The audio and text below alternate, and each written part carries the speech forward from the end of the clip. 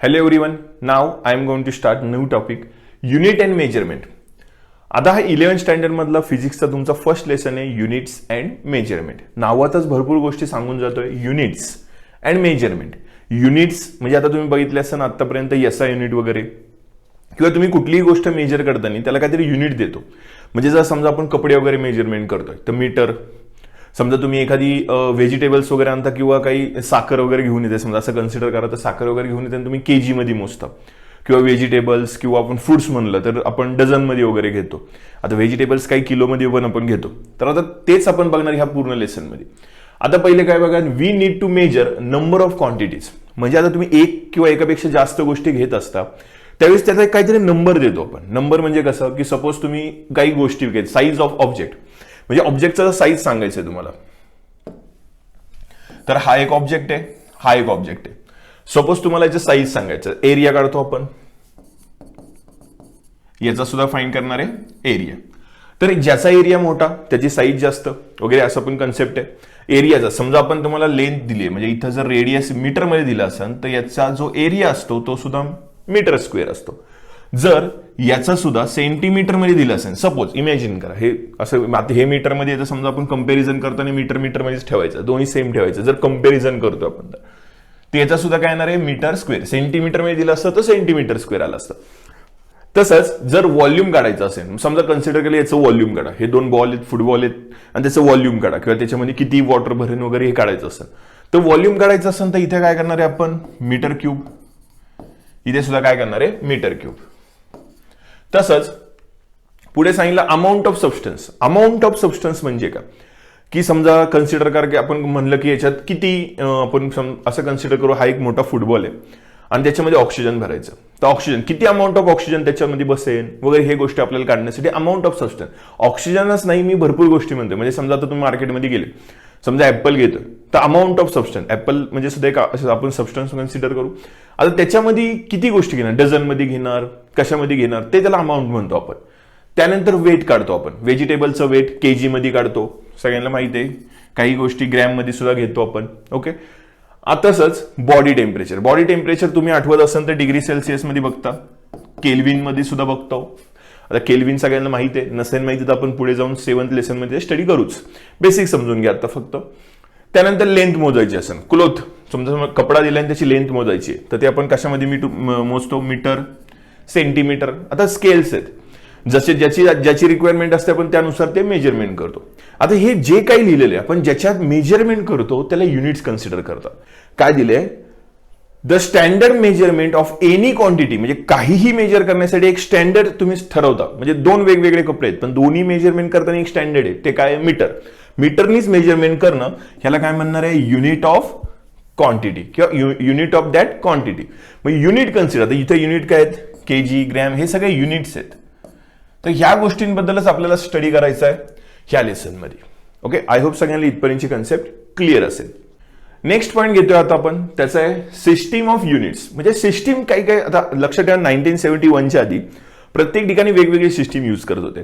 तर त्यातले आपण काही बघणार आहेत. पहिले असतं CGS सिस्टीम. CGS सिस्टीम म्हणजे काय असणार आहे, C means centimetre, G means gram आणि S म्हणजे काय, सेकंड. म्हणजे तुम्हाला जर एखादी गोष्ट मोजायची सेंटीमीटर मध्ये मोजायची, भाजी वगैरे घ्यायची ग्रॅम मध्ये घ्यायची, आणि सेकंड म्हणजे टाइम वगैरे मोजताना सेकंड मध्ये घ्यायचं, हे पहिली सिस्टीम आहे. त्यानंतर दुसरी असते MKS सिस्टम. MKS म्हणजे काय, M म्हणजे मीटर, K म्हणजे किलोग्रॅम आणि S म्हणजे काय, सेकंद. असं मेजरमेंट करतात. तिसरं असतं FPS. F म्हणजे फूट, P म्हणजे पाऊंड आणि S म्हणजे काय, सेकंद. हे जास्त करून युरोप कंट्रीमध्ये यूज केलं जातं. तुम्हाला ऐकलं असेल युरोप कंट्रीमध्ये पाऊंड जास्त यूज करतात, वेट वगैरे करताना पाऊंड मध्ये करतात. पण टाइम सगळ्यांमध्ये सेकंड मध्येच मेजरमेंट केलेले. फूट पण यूज केलं जातं तिथे. जर समजा डिस्टन्स मोजायचे तर फूट मध्ये मोजतात ते. त्यानंतर आता 4थ्या टाईप मध्ये तुम्ही सगळ्यांना माहितच आहे. हे कधी डिस्कवर झालं होतं हे पण इम्पॉर्टंट आहे, हे समजून घ्या. 1971च्या नंतर पासून SI युनिट यूज करायला लागले होते. SI युनिट म्हणजे काय म्हणणार आहे, system international. S means system, I means international. ह्या यूज करतो आपण जास्त करून. आता तुम्ही 10th पर्यंत हीच सिस्टीम यूज केलेली आहे, SI युनिट्स. आता आपण ह्या सुद्धा सिस्टीमचा स्टडी करणं गरजेचं आहे. आता जास्त करून आपल्याला ह्या पहिली आणि दुसरी आणि लास्ट याच असतं. थर्ड जे आहे ते आपण यूज करत नाही जास्त करून. आपल्याला फक्त यांचा स्टडी करायचा आहे पूर्ण लेसन मध्ये. आता आपण नवीन पॉईंट बघणार आहे फिजिकल क्वांटिटी. आता फिजिकल क्वांटिटी समजून घेण्यासाठी असं इमॅजिन करा, तुम्ही समजा भाजी घ्यायला भाजीवाल्याकडे गेलेत, बट त्याच्याकडं वजन करण्यासाठी तो 1 किलोचा हेच नाहीये, वजन करण्यासाठी काय म्हणतो आपण 1 किलोचा तो पूर्ण पीस नाहीये. तर तो काय करतो, तो काय केलं, समजा त्यांनी घेतलं काय केलं, एक पिशवी घेतली आणि त्या पिशवीमध्ये त्यांनी दगड भरले छोटे छोटे आणि तो बोलला हे 1 किलोचं, दुसऱ्या भाजीवाल्याकडून त्यांनी 1 किलोचं बरोबर ते मेजरमेंट करून घेतलं त्या दगडच्या ह्याला आणि अशा 2-4 पिशव्या त्यांनी तयार केल्या. आता फिजिकल क्वांटिटी काय, इज इक्वल टू फॉर्म्युला लक्षात ठेवा, एन इंटू युनिट. हा एन म्हणजे न्यूमरिकल व्हॅल्यू, जे काय स्टँडर्ड युनिट कन्सिडर केलेले ते. आता पीक्यू, तुम्ही तिथं पीक्यू म्हणजे काय फिजिकल क्वांटिटी. आता तुम्ही काय करताय, तिथे त्याला जाऊन म्हणलेले आहेत की मला 4 किलो अशाची भाजी दे, तर तुम्ही किती केजी मागताय, 4 kg व्हेजिटेबल्स, करेक्ट. त्याला फिजिकल क्वांटिटी कन्सिडर करूया. एन किती केजी मागणार आहे, 4 kg. आणि युनिट म्हणून काय घेणार आहे तुम्ही, त्यांनी जो काही तयार केलेली ही काही गोष्ट होती, त्यात काही दगड भरले होते त्यांनी, व्हॉट एव्हर, ते काय म्हणणार आहे आपण युनिट म्हणून कन्सिडर करणार. स्टँडर्ड म्हणून त्यांनी स्वतःला कन्सिडर करून घेतलं हे 1 किलोचं आहे. आता रिलेटेड मी कुणालाही भाजी देणार तर याच्या रिलेटेडच देणार असे. मग असे 4 ठेवल्यावरती जे काही वेट येणार आहे तो आपल्याला देणार, मग त्याला आपण फिजिकल क्वांटिटी म्हणायचं. अजून एक कन्सिडर करा, सपोज आपल्याला वेट काढायचंय, ह्युमनचं वेट. काय करायचंय, वेट काढायचंय, एक व्यक्ती गेलाय त्याचं वजन करायचंय, तर अशा किती पिशव्या ठेवणार, तो समजा 40 किलोचा आहे तर 40 आणि हे पूर्ण परत ठेवणार. तर ह्याला म्हणणार आहे न्यूमरिकल व्हॅल्यू आणि ह्याला काय कन्सिडर करणार आहे, युनिट, स्टँडर्ड युनिट. असंच आपल्याला युनिट शिकायचे पूर्ण. आय होप सगळ्यांना इथपर्यंत क्लिअर असेल. आता आपण बघणार आहे टाईप ऑफ फिजिकल क्वांटिटी. आता फिजिकल क्वांटिटी म्हणजे कळलं तुम्हाला की फिजिकल क्वांटिटी म्हणजे आता जसं मी तुम्हाला सांगितलं 4 किलो व्हेजिटेबल्स घ्यायचे, म्हणजे दरवेळेस काय असं फक्त तुम्हाला समजण्यासाठी मी एक्झाम्पल दिलं होतं, पण ऍक्च्युअल मध्ये काय ते आपण बघूया आता. तर फिजिकल क्वांटिटीचे 3 प्रकार असतात, म्हणजे टाईप किती असतात, 3. पहिले कुठलं असणार आहे, फंडामेंटल्स. पहिलं असणार आहे फंडामेंटल्स, नंतर असतं डिराइव्ह आणि नंतर असतात सप्लिमेंटरी. आता फंडामेंटल, नंतर डिराइव्ह आणि नंतर काय, सप्लिमेंटरी. आता फंडामेंटल्स म्हणजे बेसिक, जे कुणावरती डिपेंड नाहीयेत, स्वतःच पुरेसे असतात, त्याला म्हणणार आहे आपण फंडामेंटल. ओके, ज्या बेसिक गोष्टी असतात त्याला फंडामेंटल कन्सिडर करतो.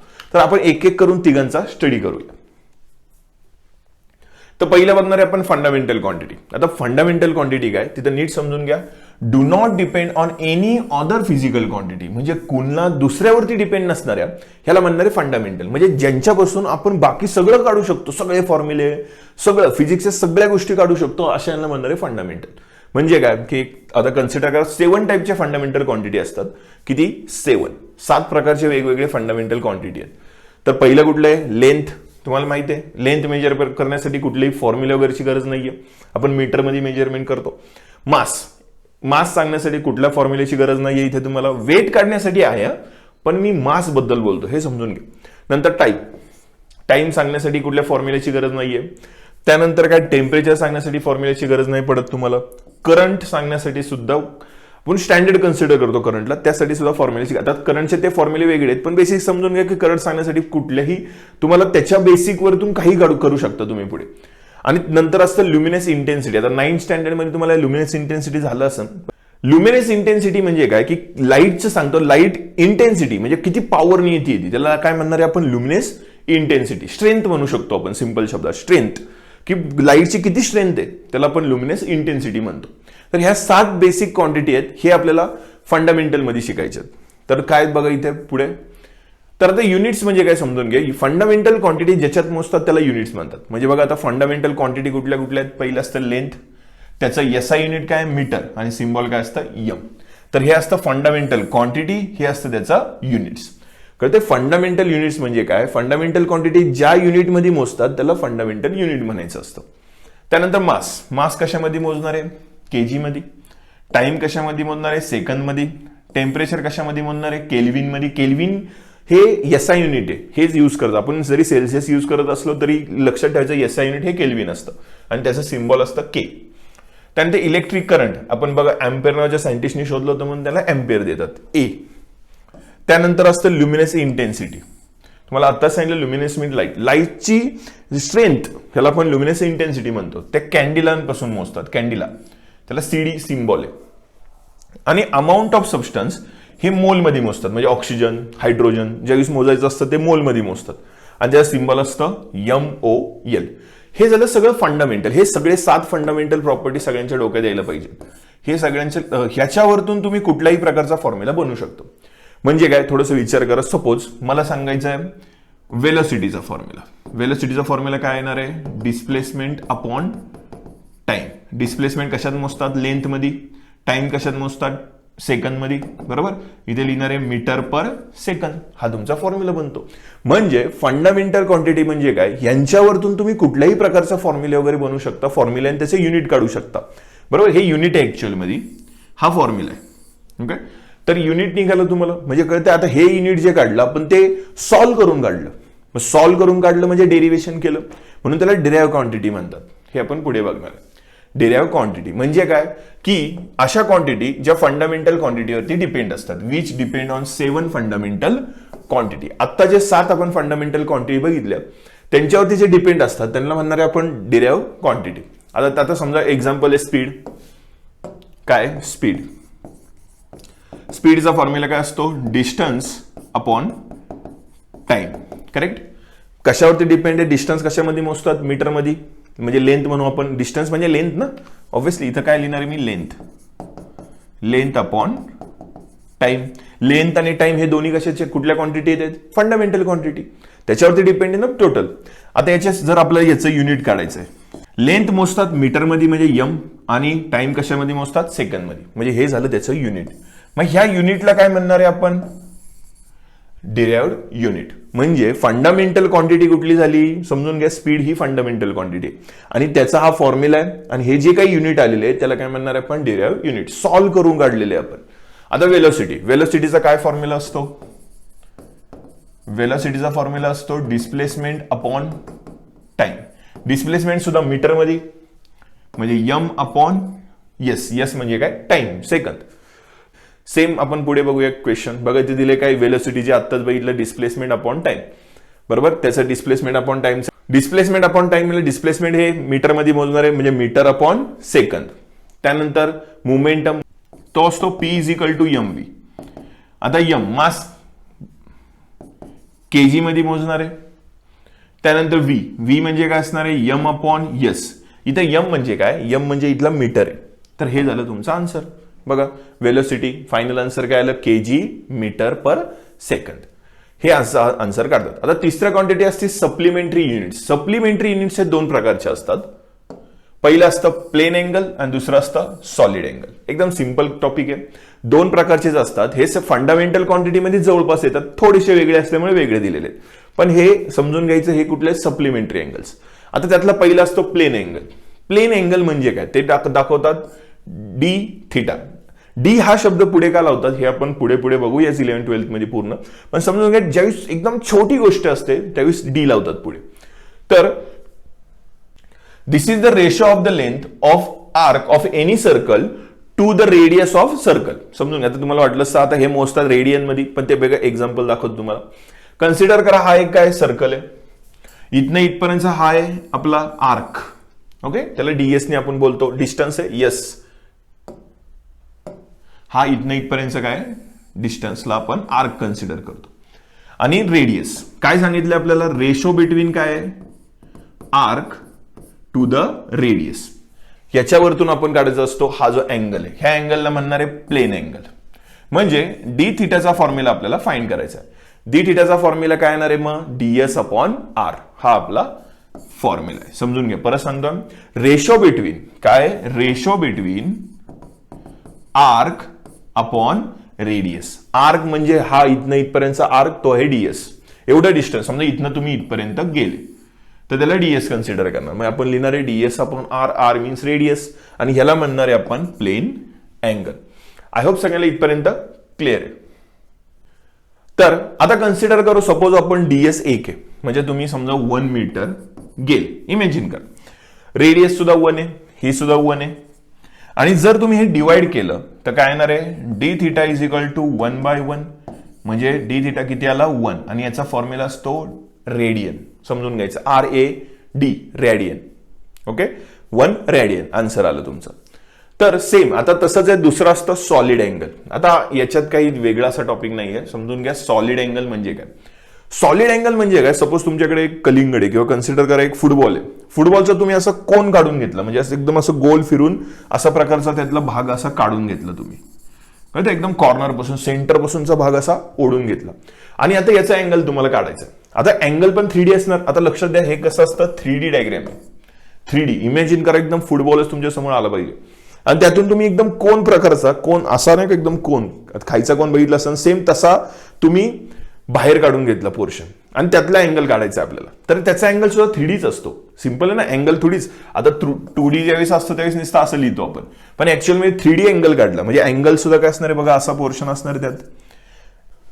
तर आता हे 3D डायग्राम असेल तर याचा जो शेप असेल तो कसा असेल, असा. हा समजा पोर्शन आपण बाहेर काढलेला आहे, तर याचा अँगल जो तयार होतो ना आतला, तो सुद्धा 3D असणार. म्हणजे कन्सिडर करा कोन आहे, कोनचा खालचा पोर्शन सुद्धा 3Dच असणार ना. त्याचा जो अँगल काढायचा आपण बघा 2D असेल, 2D असल्यावरती अँगल असा काढतो, करेक्ट, एवढाच दाखवतो 2D डायग्राम. पण हे 3D आहे, म्हणजे हा जो पोर्शन मी एवढा असा 3D मध्ये कन्सिडर करतोय, तर खालचा पोर्शन सुद्धा मला कशामध्ये कन्सिडर करावा लागणार आहे, 3D पोर्शनच. बघा हा 3D पोर्शन आलं, म्हणजे अँगल कळतंय, नुसतं लाईन नाहीये, असा पोर्शन आहे एक पूर्ण. मग त्या पोर्शनला आपण कशाने डिनोट करणार आहे, डी ओहम म्हणायचं याला. तर याचा फॉर्म्युला ही सेम तसाच असतो. याचा फॉर्म्युला असणार आहे DA, म्हणजे हा जो बघा आपण काय याच्या आधी फॉर्म्युला बघितला होता, इथे होता S आणि इथे येतं R. इथे काय आपण म्हणत होतो थिटा, म्हणजे D theta is equal to DS upon R. हा फॉर्म्युला आपण प्लेन अँगल मध्ये बघितला. हे सॉलिड अँगल आहे, याच्यात थोडासा फॉर्म्युला चेंज होतो, DA अपॉन R स्क्वेअर. हा फॉर्म्युला चेंज होतो, R स्क्वेअर, फक्त एवढं त्याच्यात चेंज आहे.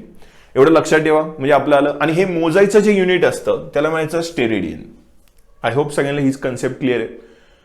तर 3 टाईप कुठले होते फिजिकल क्वांटिटीचे. पहिले होते फंडामेंटल्स, नंतर असतं डेरिव्हेटिव्ह युनिट्स आणि नंतर असतं सप्लिमेंटरी. आता फंडामेंटल क्वांटिटी मध्ये काय येणार आहे, लेंथ, मास, त्यानंतर काय बघितलं आपण टेम्परेचर, नंतर लुमिनस इंटेन्सिटी, त्यानंतर करंट आणि टेम्परेचर. ओके, अशा क्वांटिटी आपण बघितल्या होत्या. नंतर डेरिव्हेटिव्ह युनिट्स म्हणजे सगळ्या ज्याचे फॉर्म्युले क्रिएट करतो आपण. कुठले कुठले येणार आहेत ते, force, velocity, speed, momentum. Okay, तसंच पुढे पुढे जाऊन आपण भरपूर वेगवेगळ्या डेरिव्हेटिव्ह क्वांटिटी बघणारच आहेत. सप्लिमेंटरी मध्ये 2च असतात, एक असतं प्लेन आणि दुसरं कुठलं असणार आहे, सॉलिड अँगल. बस एवढेच आपण बघितलेत आतापर्यंत. आय होप सगळ्यांना इथपर्यंतची कन्सेप्ट क्लिअर असेल. इथपर्यंतच्या गोष्टी क्लिअर झाल्या तरच आपण पुढच्या कन्सेप्ट कळू शकतात. ही पूर्ण कन्सेप्ट नीट समजून घ्या. कोणाला काही डाऊट्स असेल तर मला कॉन्टॅक्ट करा. ठीक आहे, आजचा टॉपिक आपण इथेच थांबूया. थँक्यू.